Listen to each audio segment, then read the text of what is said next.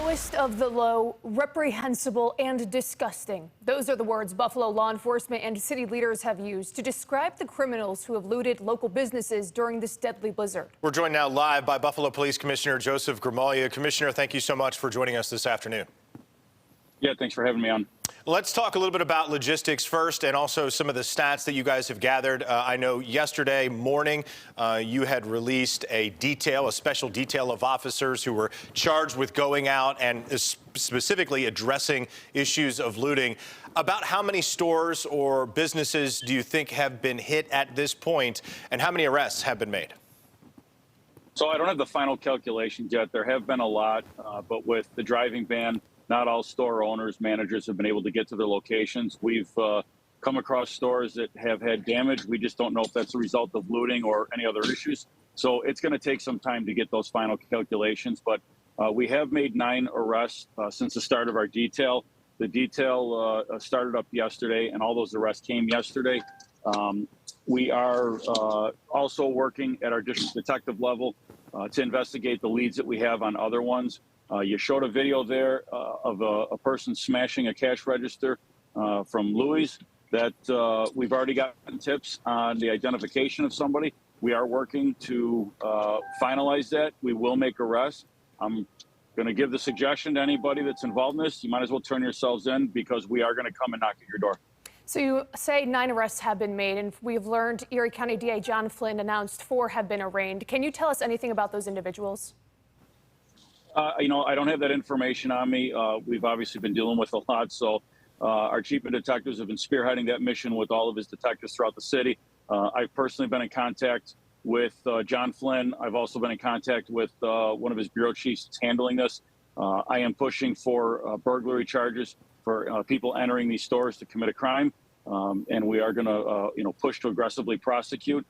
We have a lot of tips that we have received and a lot of videos and a lot of pictures. And as I said, this is a high priority. We cannot allow this to happen. This isn't stealing essential food. This is people that destroyed stores.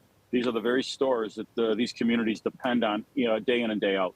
Commissioner, you've been in law enforcement for a number of years. You've been out on the road. You know what your officers were doing Friday, Saturday, Sunday, Monday. They were responding to people who were perhaps unfortunately dead, or they were dying, or they were in some other form of emergency situation. And you have people who were taking advantage of that situation, and the police department could do nothing about it. You had to make a choice. How frustrating is that, as one of the leaders of law enforcement in this region, to know that you were essentially helpless as people were trying to take advantage of the situation? We get into this profession to help people, to save people, to be, that person that when there's trouble, we're the ones that are going to come. And, I've talked to many officers that have been absolutely demoralized because they were trying to get to these calls, and the calls were going out and they just couldn't get to them. And it's, it is very demoralizing for them. When you can't get through and help people, they tried so hard. I could not be more proud of the response of our department and the efforts that the officers did. They were getting out of their cars, trying to walk to different locations, trying to walk to help people, getting out in the same elements that everybody else was in. And it just got to the point Friday night that everything shut down. We had officers that were trapped in cars all night long. We had to get some high lifts to rescue some of our officers, just as we were doing all Friday evening. And then again to the days Saturday and Sunday, our Department of Public Works, this is not the work that they normally do, which is helping law enforcement and saving lives. We needed their high lifts. Unfortunately, they couldn't be out plowing streets. They were out clearing the path for our police cars to go and help rescue people. And before we let you go, Commissioner, just talking about the looting, some of these businesses, we've heard they don't want to open back up because of this happening. What would you say to those business owners? I feel their frustration, but I think, try to remember that you are there to provide a service for that community, and don't let the acts of a few people take away from the 99% of the good people that truly rely on the services you're offering.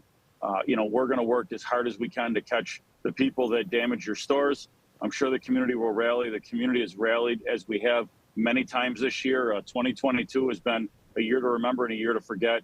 But you're there for the 99% of the good people that need your business and need your services. Buffalo Police Commissioner Joseph Gramaglia. Joe, thank you so much for joining us this afternoon. Thank you for the job that you have been doing, and certainly that your officers have been doing over the past 6 days.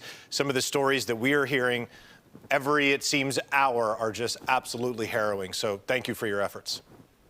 All right. Thank you. Bye-bye.